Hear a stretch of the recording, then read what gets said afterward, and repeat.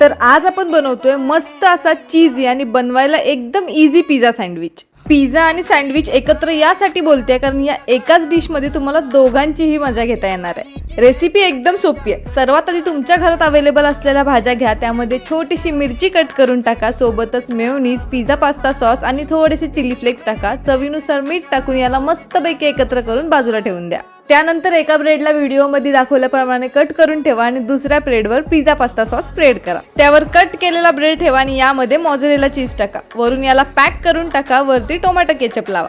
आता यावर cheese slice ठेवा आणि वरती परत पिझ्झा पास्ता सॉस टाका. चीजची क्वांटिटी तुम्ही तुमच्या अकॉर्डिंग ठेवू शकता. आता यावर आपण बनवलेलं व्हेजीसचं मिक्सचर टाका आणि वरती मी चिकन टाकले, पण तुम्ही paneer, grill chicken, fried chicken काहीही टाकू शकता. वरून थोडासा मोझरेला चीज टाकायचं आणि तव्यावर गरम करून ठेवायचं. 1 मिनिटासाठी झाकण ठेवायचं आहे फक्त.